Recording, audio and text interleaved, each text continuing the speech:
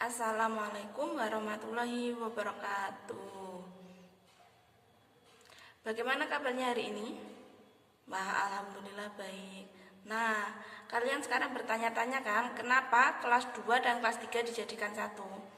Karena guru kelas 3 sedang ada rapat dan guru yang lainnya sedang mengisi kelas lain, dan sedangkan kalian nanti kosong. Jadi kelas 2 dan kelas 3 saya rangkap menjadi satu di dalam satu kelas supaya tidak kesana kemari. Bagaimana anak-anak? Paham kan? Nah, pada hari ini sebelum kita memulai pembelajaran, mari kita berdoa menurut agama dan kepercayaan masing-masing. Berdoa mulai. Berdoa selesai. Nah, sekarang akan Bu Mif absen dulu ya. Kelas 2, apakah hari ini ada yang tidak masuk? Wah, bagus, masuk semua. Untuk kelas 3 bagaimana? Apakah ada yang tidak masuk? Atau ada yang izin? Wah, alhamdulillah juga masuk semua ya. Anak bisa dipersiapkan buku pembelajarannya, yaitu kita kelas 2 akan belajar tentang matematika, yaitu pecahan uang serupa atau senilai. Untuk kelas 3 kita akan belajar tentang perubahan wujud benda.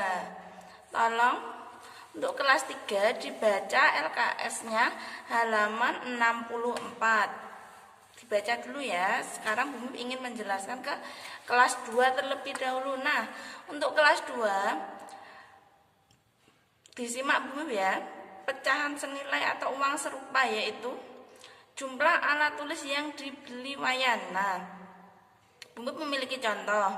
Buku seharga 3.000, pensil seharga Rp1.000, penghapus seharga Rp1.500, penggaris seharga Rp2.000, rautan seharga Rp1.100. Nah, jumlah uang keseluruhan yang dibelanjakan wayan adalah yaitu Rp8.600. Nah, jadi uang yang dibelikan wayan yaitu serupa berapa lembar?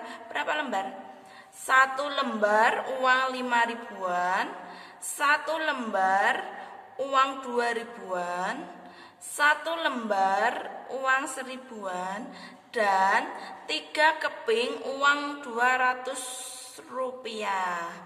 Nah, bagaimana anak-anak, sudah paham? Sudah bisa dimengerti? Atau ada yang belum paham? Bisa ditanyakan, angkat tangannya kalau ada yang belum paham. Wah, hebat, kelas 2 sekarang sudah paham ya. Nah, sekarang Bu Mif berikan soal untuk kelas 2 dan dikerjakan ya. Nah, silakan dikerjakan anak-anak. Sekarang Bu Mif ingin ke kelas 3 dulu, yaitu dengan materi perubahan wujud benda. Nah, kelas 3, apakah sudah dibaca bacaannya tadi yang disuruh Bu Mif? Wah, bagus. Apa? Ada yang tahu? Iya, betul. Itu tentang perubahan wujud benda. Nah, apa toh perubahan wujud benda itu? Nah, perubahan wujud benda adalah perubahan dari bentuk asli ke bentuk yang lainnya. Kemudian apa lagi anak-anak? Benda memiliki 3 sifat, yaitu padat, cair, dan gas. Apa saja contoh benda padat? Benda padat yaitu meja. Oh iya, betul. Kemudian apa lagi? Buku. Kemudian pensil. Nah, pintar, kelas 3. Sekarang apa toh benda padat? Yaitu benda padat, benda yang memiliki volume tetap atau tidak berubah. Nah, seperti meja, buku, pensil itu tidak dapat berubah bentuk anak-anak, jadi tetap seperti itu. Nah, benda cair itu benda yang bagaimana anak-anak? Benda cair adalah benda yang dapat berubah, yaitu seperti apa contohnya? Es batu yang dipanaskan akan mencair, margarin yang dilelehkan di atas teflon. Nah, itu akan mencair. Kemudian coklat. Ya, coklat juga seperti itu anak-anak. Coklat dilelehkan akan mencair. Kemudian es krim yang diangin-anginkan akan mencair juga. Nah, sekarang kalian sudah mengerti kan? Nah, sekarang masih ada satu lagi, yaitu benda gas, yaitu benda yang sifatnya seperti udara, tidak bisa dipegang namun bisa dirasakan anak-anak. Contohnya apa?